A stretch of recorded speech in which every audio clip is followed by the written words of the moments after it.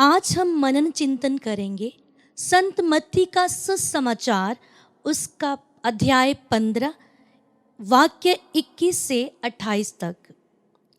ईसा ने वहां से विदा होकर तीरुस और सिदोन प्रांतों के लिए प्रस्थान किया। उस प्रदेश की एक कनानी स्त्री आई और पुकार पुकार कर कहती रही, प्रभु दाऊद के पुत्र, मुझ पर दया कीजिए।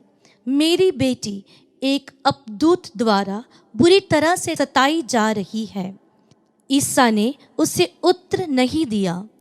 उनके शिष्यों ने पास आकर उनसे यह निवेदन किया, उसकी बात मानकर उसे विदा कर दीजिए, क्योंकि वह हमारे पीछे पीछे चिल्लाती आ रही है। ईसा ने उत्तर दिया, मैं केवल इज़राइल के घराने की खोई हुई भेड़ों के पास भेजा गया हूँ। इतने में उस स्त्री ने आकर ईसा को दंडवत किया और कहा, प्रभु मेरी सहायता कीजिए। ईसा ने उत्तर दिया, बच्चों की रोटी लेकर पिल्लों के सामने डालना ठीक नहीं है। उसने कहा, जी हाँ प्रभु, फिर भी स्वामी की मेज से गिरा हुआ चूर पिल्ले खाते हैं। इस पर ईसा ने उत्तर दिया, नारी, तुम्हारा विश्वास महान है, तुम्हारी इच्छा पूरी हो। और उसी क्षण उसकी बेटी अच्छी हो गई। प्रिय भाइयों और बहनों, जब हम इस घटना की ओर देखते हैं तो यीशु के व्यवहार पर हमें बहुत शंका होती है।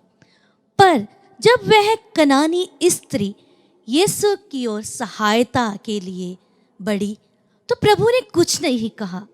प्रभु के शिष्यों ने भी उनसे कहा कि प्रभु इसकी सहायता करो और इसे भेज दो जल्दी, पर प्रभु चुप थे।